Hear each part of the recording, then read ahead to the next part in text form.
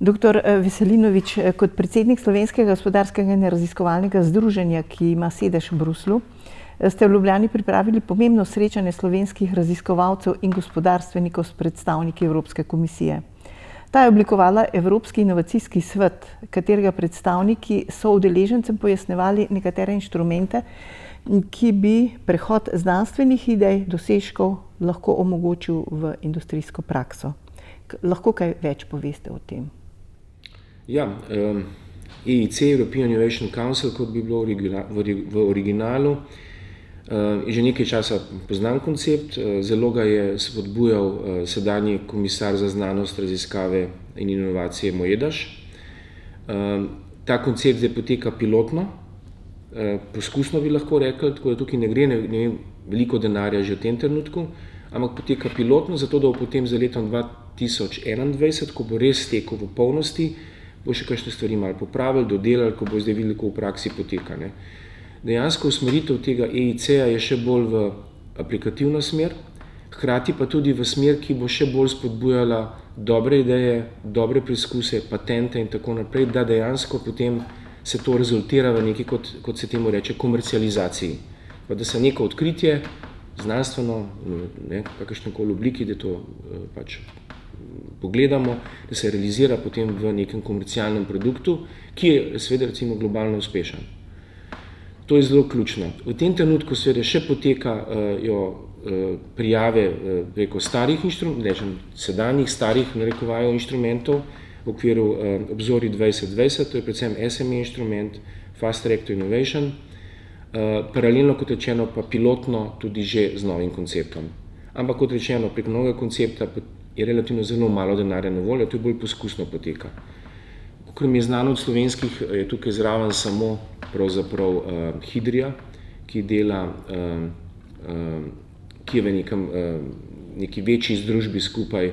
Konzorciju, ne? Ja, neki večjem konzorciju, ki je v teh test beds, kot se reče, se pravi, nekem poskusnem delovanju. No. Je pa ta predstavitev prvič bila v Sloveniji, a obstaja kakšen poseben razlog? Ja, dobro vprašanje. Ja. No, mi sicer imamo navaro, da enkrat na leto naredimo podobne dogodke v Sloveniji, kjer potem skušamo najbolj aktualne stvari iz Bruslja nekako predstaviti v Sloveniji, tudi širši publiki, ne samo specialistom, ne? Ker naše poslanstvo je tudi to, da širimo pomembne stvari iz Bruslja v Sloveniji, smo nekakšen most med Brusljem in Slovenijo. Tako da mi delamo tako infodneve vsako leto z drugo neko vsebino. Tokrat je pa posebnost tega dogodka bila to, da nas je kontaktirala direktno, neposredno Evropska komisija, ker že pozna naše reference organizacij podobnih konferenc v Bruslju predvsem seveda, in je hotela, da naredimo neko konferenco, ki bo spodbujala inovativnost. In nekako usoda oziroma dogodki okrog konference so bili zelo zanimivi, ker mi smo seveda pripravili cel program na področju inovativnosti, se pravi teh novih inštrumentov, to, kar so ravno kar govorila. Potem je prišla pa naknadno ideja, da predstavimo še Evropski inovacijski svet, katerega predstavitev javno je bila zdaj natanko 14 dni nazaj v Bruslju. Zdaj sledi že tako malo. Ja, so imeli veliko tiskovno konferenco, komisar Moedas je povedal, kaj je koncept in tako naprej, ne, to, kar smo se prej nekoliko pogovarjala. No, mi smo zdaj potem to na željo komisije tudi to vključili v program in smo skratka predstavili prvič pravzaprav nekako izven Bruslja, ne, tako sistematično, v taki obliki prav v Sloveniji ta nov koncept spodbujanja inovacij, ki bo v polnosti zaživel z novim proračunom z letom 2021. Ne. Mislim, 2021, tako. Obstaja ocena nekakšna, ne? Pa tudi mislim, da ste jo vi že tudi izrekli, ne? Da imajo slovenski projekti slab impact. Ne? Kaj to pomeni? Mislite, da gre za premajhno ambicioznost slovenskih raziskovalcev ali je razlog kje drugi? Zelo dobro vprašanje. Ravno sedaj sem bil na sestanku pri enem projektu, ki je dobil negativno oceno oziroma malo je zmanjkalo, da bi dobil financiranje in v bistvu poglavje, ki je bilo najslabše ocenjeno, je bilo impact poglavje, se pravi vpliv, ne, bi lahko rekli. Ja, to je nekako generalno, se mi zdi največja pomanjkljivost naših projektov, slovenskih, če zdaj generaliziram, posplošujem. Namreč dostikrat nekdo z dobro idejo, z dobrim projektom, z dobrim proizvodom preveč gleda, kako bo to idejo lansiral v Sloveniji. Ne? V bistvu moraš ti znati razložiti v projektu, ne v vseh, ne? Ampak recimo zdaj, kot rečeno, nekoliko posplošujem, ampak pomembno je, da ti vedno v teh razpisih, ki potekajo centralizirano iz Brusla, razložiš evropsko komponento. Tako, kaj bo ta produkt, kaj bo ta inovacija, kaj bo ta izboljšava prinesla novega Evropski uniji. Kako bo izboljšalo življenje v Evropski uniji, ne samo v Sloveniji. Ne? Ta dimenzija včasih slovenskim prijaviteljem zmanjka. Morda smo majhna država, morda zato, ker so premalo orientirani navzven, ne? Več gotovo je razlogov. Ne?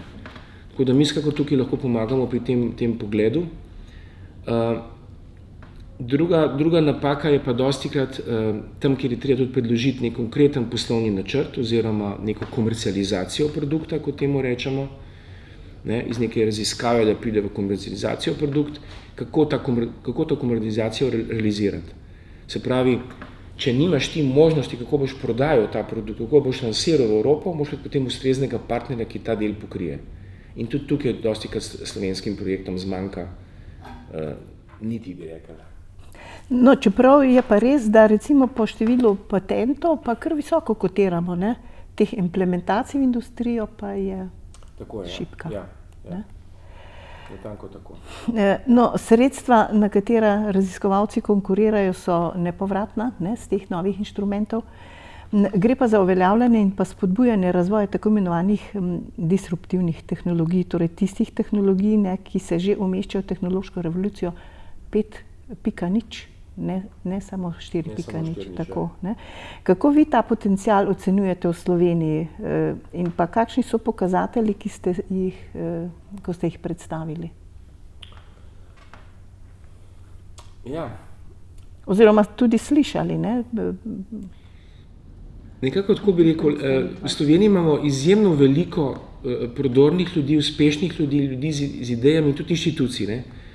Dostikrat seveda, če taki ljudje vodijo v inštitucije, se potem to tudi seveda preslej odraža na celi inštituciji, kako funkcionira, kako se prijavlja in tako naprej. Ne? Tako da jaz bi rekel, da imamo celo vrsto segmentov, kjer so zelo napredni in so popolnoma v nekakšnem, bi rekel, v trendu evropskem. Ne?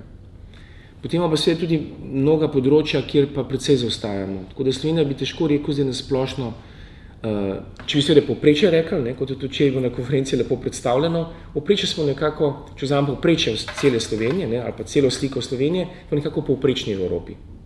V EU smo nekje na sredini približno. Ne. In seveda to pomeni, da neka področja so seveda boljša, nekatera so slabša, nekatera so na povprečju. Ne. Tako da nismo tako slabi, tudi če gledamo celo državo, ne, ampak seveda v tem okviru je pa celo vrsta področji, kjer bi seveda morali biti bistveno bolj napredni in bolj se angažirati. Oziroma, jaz mislim, da je to nekje seveda tudi pogoj neke materialne osnove, ampak tudi seveda ljudje. Ne. Kakšno imajo znanje, kakšno imajo ambicije, kakšno imajo prodornost, kakšno imajo razgledanost, kakšno imajo evropsko usmerjenost. Vse to vpliva tudi na delovanje inštitucij potem.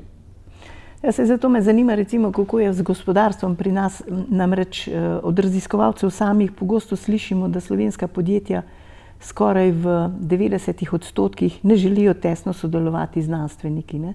Podjetja želijo pogosto imeti nek svoj razvoj in vsak misli, da lahko vse naredi sam. In oni pravijo, da je to slovenska posebnost. Ne. Celo več. Ne.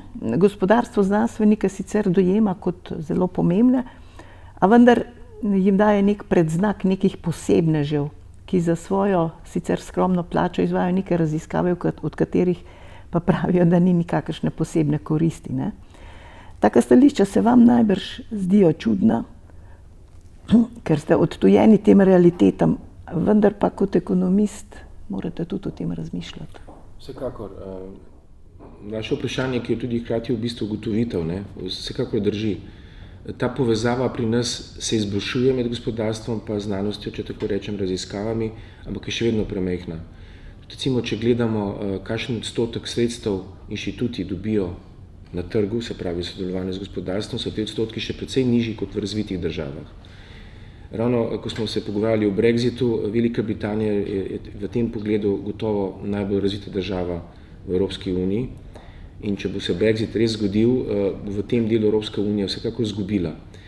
Ker Velika Britanija je znana prav po tem, da je zelo aplikativno usmerjena, seveda delajo tudi bazične temeljne raziskave, ki pa so že v osnovi usmerjene v to, kaj bi znala nekoč industrija potrebovati. To niso samo, kot temu včasih rečemo, raziskave zaradi raziskav, da nekaj pač delaš in sploh ne veš, kakšna bo uporabnost, ne? Ampak ima neko že usmeritev. Se pravi, oni že pri temeljnih raziskavah nekako upoštevajo, kaj bi znala industrija, konkretno življenje, konkretne potrebe potrebovati. Ne? In seveda brez temeljnih raziskav ne gre, je pa dobro, da so že te kolikor toliko usmerjene v neko potencialno potrebo. Recimo, jaz poznam inštitucije, v Bruslju smo se večkrat dobili in podobno, nekaj pravijo, mi ne delamo niti ene raziskave, za katero ne vemo, da bo uporabna v praksi. Tudi temeljno. Seveda tam včasih ne veš izida vnaprej. To so preizkusi, lahko je popolnoma neuspešno, ampak vseeno usmeritev kot takšna. Doktor Veselinovič, kakšne pa so izkušnje glede teh razmerij oziroma odnosa z gospodarstvom? Kaj ste recimo na tem posvetu slišali od gospodarstvenikov? Ja, na tem posvetu je bilo kar nekaj srednjih in malih podjetij, tudi nekaj startupov sem videl, nekaterim so tudi mi pomagali, da so dobili uspešno sredstva, so prišli malo pogledati, kaj se kaj dogaja, čeprav so sredstva že dobili. Jaz sem na tem posvetu začutil neko veliko željo potem, da bi bili še bolj uspešni. Seveda verjetno tisti, ki bi morali nekatere stvari izboljšati, verjetno ni bilo na posvetu. Večina ljudi, kar večino lahko rečem, da sem poznal, so bili takšni, ki so že dokaj uspešni, ampak seveda so ambiciozni in spremljajo stvari tudi vnaprej. Se pravi, da bodo res ves čas pri srži dogajanja v Evropski uniji. In tudi namen teh dogodkov je, da res vse novosti, vse trende takoj tukaj predstavljamo v Sloveniji. In seveda kot vedno, nekateri so zelo zagreti, ambiciozni, nekateri jih manj zanima. Ampak jaz bi rekel, na splošno se klima zelo izboljšuje v Sloveniji, tudi delno ta posvet to pokazal, ker je bilo veliko zanimanja, veliko ljudi in tudi neka pozitivna energija. Ne nazadnje tudi uvodničarji, ki niso imeli nekih posebnih sporočil, razen kratkih sporočil, so nekako oddajali to. Mi smo 2 ministra kot uvodničarja, to je pomembno seveda, kako vlada razmišlja o teh stvarih, so bili pozitivni signali. O tem ni bilo včeraj veliko govora, ampak seveda je to področje, ki je komplementarno vsemu temu, kar govorimo. To govorimo zdaj o sredstvih, ki so v glavnem centralizirane, v Bruslju se pač razpisi dajo. Seveda, to je komplementarno s kohezijskimi sredstvi, strukturnimi skladi in prihaja zdaj obdobje, ključno za Slovenijo, kako se bodo kohezijska sredstva razdeljevala med državami. Zaenkrat Sloveniji dobro kaže, ampak to ni še čisto dokončna potrjena številka. Ja, ampak tukaj velja biti zelo pozoren. Pri črpanju pa nismo bili tako briljantni. Ja, v tem zadnjem obdobju zamujamo s črpanjem.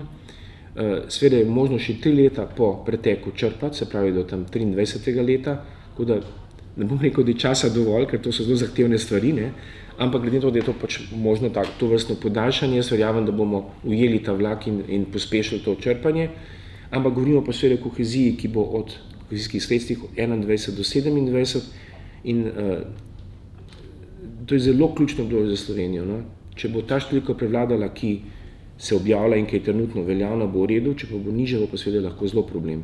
Dodatno problem pa seveda zahodne regije, ki bo imela bistveno manj sredstev. Vzhodna regija ima problem črpanja sredstev, ker ni dovolj projektov tam, tako da bo to en velik izziv tako za vlado seveda, kot za obe regiji, kako maksimalno počrpati ta sredstva. In to seveda je komplementarno. Naša posebnost seveda so centralizirana, bruseljska sredstva, da tako rečem, ampak seveda, ker se to vse prepleta, se delno tudi s tem ukvarjamo.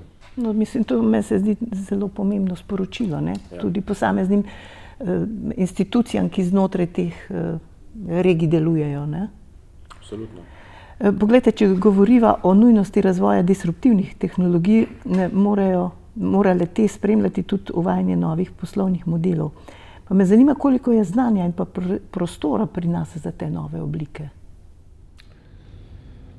Jaz mislim, da znanja je dovolj. Tudi veliko podjetij, malih podjetij, imamo tudi določene inštitucije, ki se to pospešujejo, akcelerirajo. Tako da možnosti vsekakor so. Spet pa bomo imeli dobre primere, povprečne in slabe. Mi bomo kompletno dvigniti to povprečje Slovenije, da bomo nadpovprečni v Evropski uniji, ne smo nekje na povprečju. To se mi zdi ključno. Lahko rečemo, da je ideja recimo Evrope zgraditi neko bazo raziskovalcev, ki bodo ponujali oziroma predlagali ideje, vredne nekih novih konceptov v konkurenčnosti gospodarstva. Ne? Z inštrumenti pa namerava Evropa finančno podpreti tako raziskovalce kot gospodarstvo samo za izdelavo pilotnih projektov. A je to smisel nekako, če ga zaobjameva? Jaz mislim, da je smisel, zato ker kakorkoli mi včasih, a pa celo dostikrat kritiziramo Evropsko komisijo, da je nefleksibilna, birokratska in tako naprej, to se drži, to je ogromna inštitucija in jaz skoraj ne poznam nobene inštitucije, ki ne bi imela teh lastnosti, ki je tako velika. Ne? Če ne bi bila zelo piramidno organizirana, bi bil kaos verjetno. Ne? Ampak vseeno, treba jim je pa priznati Evropski komisiji namreč, da se trudi, mi ta trud nekako beležimo v Bruslu, ne? Da se trudi izboljševati stvari. Se pravi, recimo, predstavi nek inštrument, ki se uporablja toliko in toliko let. Ne? Oni vsake toliko časa delajo ankete, različne raziskave, kako je ta inštrument uporabljen, kako je uspešen, odziv uporabnikov in tako naprej. Tako da oni dejansko skušajo skozi izboljševati to. Tako da, recimo, SME inštrument je dokaj popularen, širše govoreč, ne? Veliko je prijav in relativno enostavna je prijava, ne? In tako naprej, ampak vseeno ga mislijo zdaj izboljšati, ne? Oziroma celo umakniti, ker se je pokazal, da ni preveč uspešen, da veliko firm, ki dobi ta nepovratna sredstva preko tega inštrumenta, se kasneje nekako izkažejo kot ne toliko uspešna, ne? Kar je sicer značilno za start-upe. Ne? Za start-upe generalno, če gledamo neko svetovno povprečje, 1 od 10 uspe, ne? Ampak Evropska komisija ima tukaj vsem bolj večje ambicije, da ne bi samo eden od teh uspel, ne? To potem je veliko denarja stran vrženega ali pa ne dovolj dobro uporabljenega, tako da se tudi izboljšati, tudi s temi, toliko smo imeli s tem recimo inštrumentom, ne? S tem bo skušala vsem izboljšati, da se bojo boljši projekti izbrali, ne? Z nekim tovrstnim svetovanjem, potem tisto menedžersko posvetovanje oziroma pomoč, ne? In tako naprej.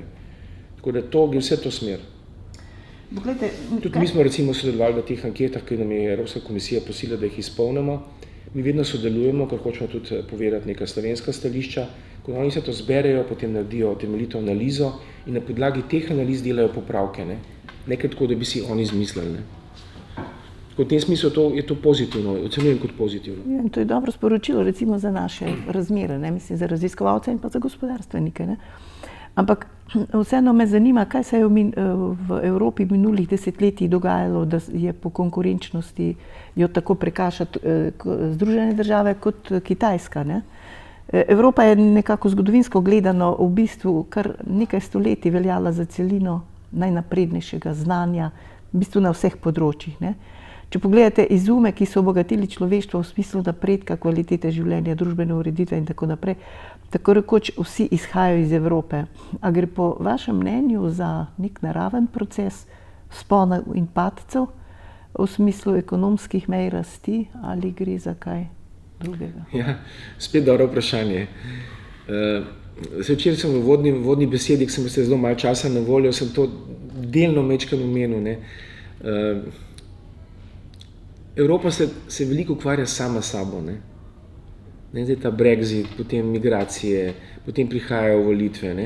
Tako da, če bi se bolj fokusirali na te glavne stvari, recimo, to je sigurno inovacije, oziroma kako v razvoju znanosti, raziskavah pač biti ta prvi na svetu, ne, bi gotovo bilo večji učinek, ne. Zdaj, kaj je razlog, ne? Če gledamo podatke, koliko kdo daje v raziskave, razvoj, inovacije, tukaj zaostajamo. Ne? To je problem ključni. Ne? Kitajska zdaj po stopni rasti, koliko daje več v raziskave v primerjavi z drugimi, je toliko ta njena stopna rasti kot seštevek vseh ostalih. Ne? To je ključna razlika. V Evropi recimo Švedska najbolj izstopa. Daje okrog 3,5% BDP za znanost, raziskave in inovacije.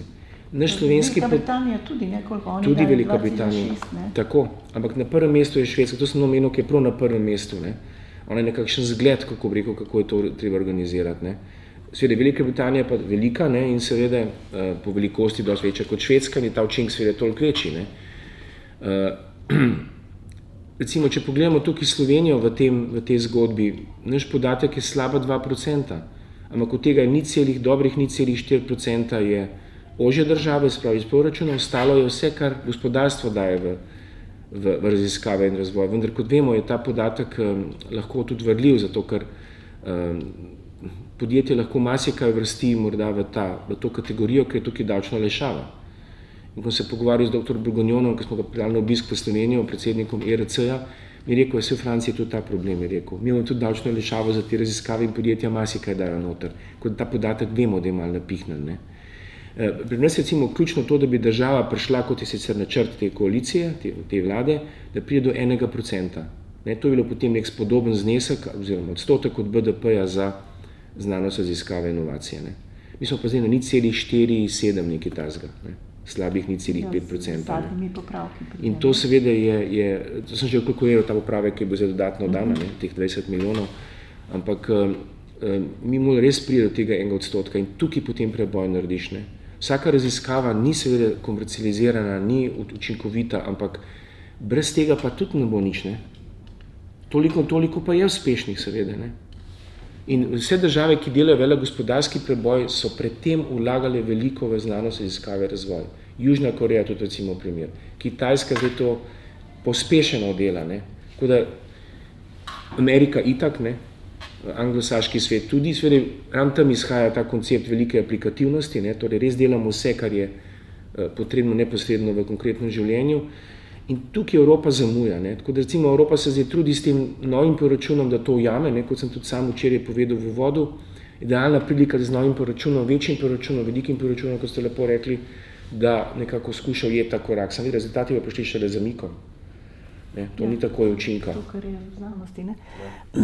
Poglejte, ta italijansko-ameriška ekonomistka Mariana Mazzucato, ki jo vi zelo dobro poznate in tudi svetuje Evropski komisiji, je v svojih raziskavah veliko pozornosti namenila razvoju konkurenčnosti najbolj propulzivnih področij. Ne? Zanimive so njene ugotovitve, kjer pravi, da je vzrok preslabe komercializacije v Evropi nasproti Združenim državam v premajhnih zalogah znanja zaradi razlik pri javnem in zasebnem financiranju RR-a, ne? To, kar ste rekli. In vzrok slabše inovativnosti pri raziskavah v Evropi navaja šibak sistem znanstvenega raziskovanja in prisotnost manj inovativnih podjetij. Zato, ona pravi, ne, bi bilo potrebno ukrepiti bolj prodorne raziskave, manj se mrežiti med sabo, ne, uvesti bolj striktno delitev dela med univerzami in pa med podjetji. Kako vi to komentirate? Vi Mazzucatovo zelo dobro poznate in njena stališča. Skoraj nekaj dodati, ne. Tudi recimo, da še en primer zanimiv v tem kontekstu. Ne. Evropska komisija je tudi ugotovila, da je veliko podvajanje infrastrukture v Evropi. Ne. Se pravi, zakaj bi vsaka država imela isti recimo laboratorij za isto recimo raziskovanje? Ni to škoda. Zakaj ne bi recimo takšen laboratorij v Nemčiji bil toliko večji, pa ga tudi drugi uporabljajo? Ampak neka druga država zgradi pa drugačen laboratorij za druge raziskave. Ne da ima vsaka država iste. Jaz sem dal včeraj primer recimo na sami konferenci, ki ga slučajno poznam, recimo, mislim, primer mogoče banalen, ne, tako da njeni poslušalci ne zamerijo, ampak recimo obrambna industrija, izdelava tankov. Evropa ima recimo 17 različnih vrst tankov. Tukaj je 7 različnih vrst rezervnih delov, tehnologije, znanja, serviserjev, vse potegne to za sabo. Ne. Amerika mislim ima 3 različne tanke. Ampak primer je res banalen, ne, ker mogoče ni zdaj se za primerjati z vojaško industrijo, ampak tudi tam je seveda veliko raziskav, ne, tudi tam veliko denarja gre v raziskave. Ampak hočem povedati, Evropa je še vedno, kljub temu je to Evropska unija, je to en prostor, ne, enoten trg, kot rečemo in tako naprej, še vedno smo preveč razparcelirani. Ne. In enako velja za znanost. Infrastruktura ima podoben problem, kot sem rekel, ta primer s to vojaško industrijo. Ne.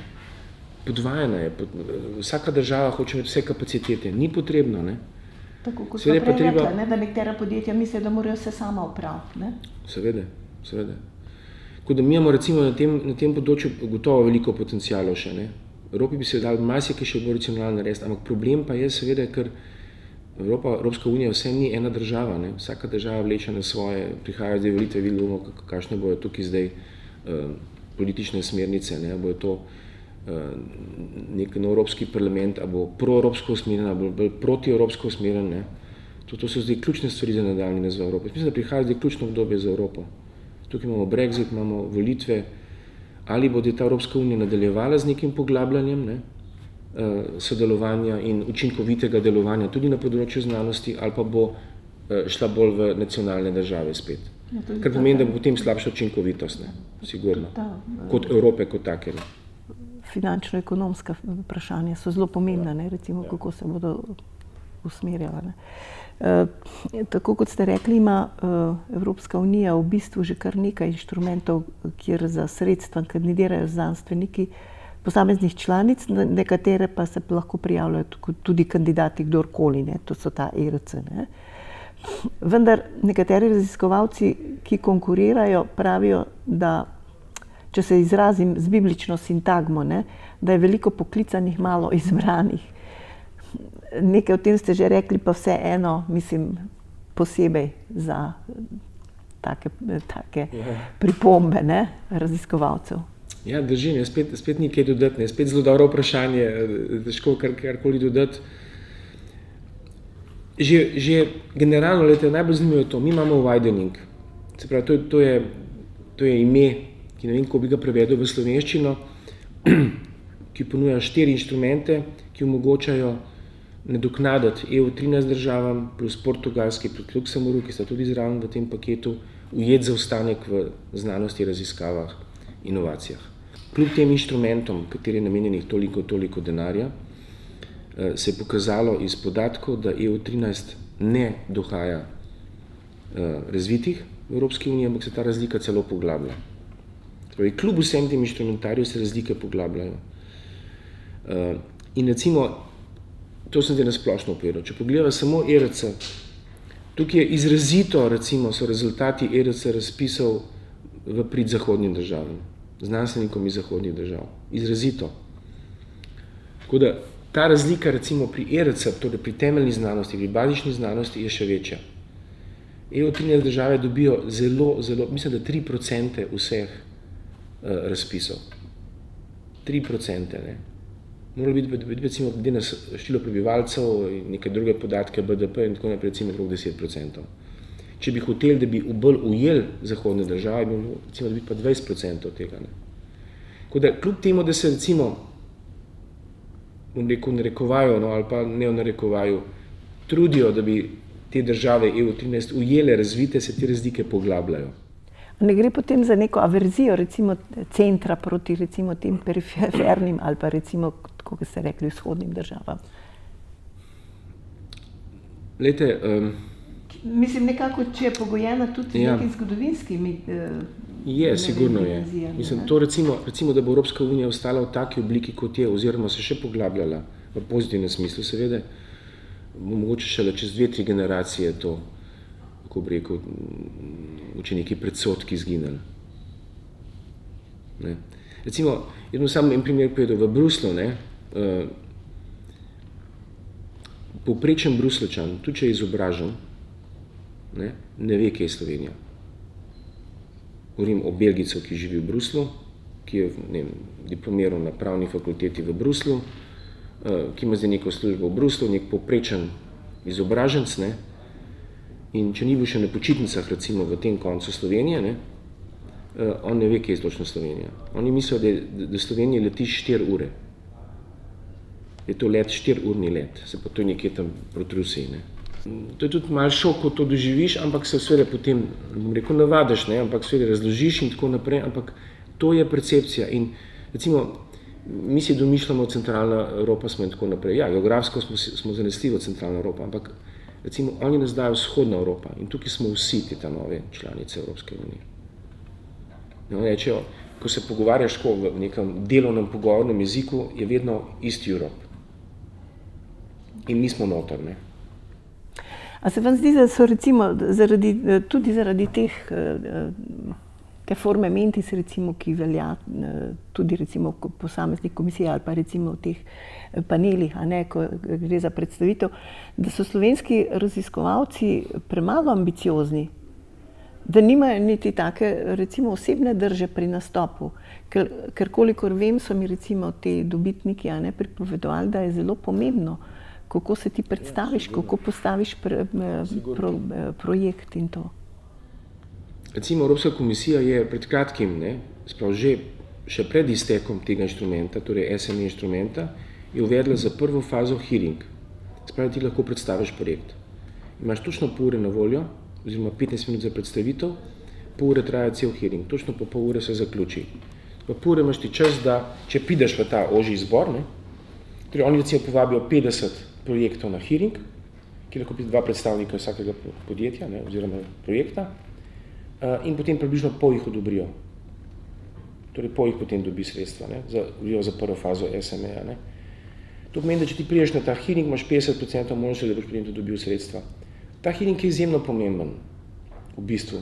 Če si morda nekoliko slabše napisal vlogo ali pa kaj pozabil poudariti, je priložnost, da na tem hearingu to poudariš in s tem, ne, ko bi rekel, narediš kompletno svojo zgodbo. Ne. No in recimo, zdaj govorim kot anekdota, ne, mi smo imeli eno podjetje, ne bom seveda v imenih, ker ta hearing sploh niso tako resno vzeli. Ne. In so prišli dokaj nepripravljeni na ta hearing. So si mislili, no, se mi poznamo projekt, delamo že 5 let na njemu, ne, seveda bomo povedali nekaj. Ne. Napaka, ne, in niso šli skozi. Pa so prišli, se pravi, v ožji zbor, kjer je bila zelo majhen korak do tega, da bi uspeli. Pa če dobiš hearing, ne, to mače se pripraviš maksimalno. Ne, pod važno seveda, da je tisti, ki recimo predstavlja to, da dobro govori angleško in tako naprej. Važno je nastop, kot ste rekli, samozavest, ne. To je vse pomembno, ne. Vsak detajl v bistvu odloča, kako hodi konkurenci. Kot mi seveda firmam vse to pomagamo in dajemo te napotke, seveda tisti, ki se na nas obrnejo, oziroma ki so naši člani, ne, ko to vse lahko pomagamo, ampak seveda veliko je pa še teh, ki čeprav recimo so naredili uspešen projekt in prišli tako daleč, ne, še vedno malo mogoče predomače, preamatersko to vzamejo, ne, ker je škoda. Ne. Tako da nam Slovencem včasih res mogoče manjka malo samozavesti, ne, ampak verjetno je to pač tudi razlog malo zgodovinsko pogojeno, vse skupaj pa tudi mehna država včasih si manj samozavestna, ne, Amerikanc vedno poln samega sebe, ne, mi smo mehna država, ne, tako. Ja, pa pogosto, mislim, lahko včasih tudi neopravičeno, a ne, da se držiš, ne, ker gre konec koncev, ne, mislim, za neko osebno znanje, osebno držo in absolutno. In včasih dam primerjavo to športom, ne. Recimo, Amerikanci, ne, v športu vedno zmagujejo na teh velikih tekmovanjih, so najboljši, ne. Sprav, njih velik dogodek jih psihološko ne bremeni, ne. Oni tam doživijo svoj trenutek. Oni na manjših tekmovanjih, ne, se tako ne znajdejo. Tam, ko je pa blišč, ko so vse svetlika, ne, v središču pozornosti, tam so oni najboljši. Ne, včasih pa, znam primerjavo z našimi športniki, ker je treba, ne, včasih, mi imamo športnike odličnega na pomote, ne, in jaz sem res, sam sem športnik in tako da je vsa čast slovenskim športnikom, ampak bi bili še boljši, če včasih v večini trenutkih ne bi, ne, če govorimo pri košarki, se zatresla roka, kot temu rečemo, ali pa ja, sama, veste, to je malo samozavesti, malo tega, ne. Samo to je odvisno tudi nekih socializacijskih dejavnikov, a ne, ki jih recimo nekako prakticirajo. Vzgoja in nega otrok že recimo že v prvi fazi, ne. V šoli zatiraš ti, ne, učence ali jih dviguješ? Ne. Kaj smo zdaj v Sloveniji? Kjera smo? Jih dvigujemo ali jih malo zatiramo? Bolj zatiramo kot, mislim, vse tako kažejo te podatki, ne. Ja, hvala vam, dr. Veselinovič,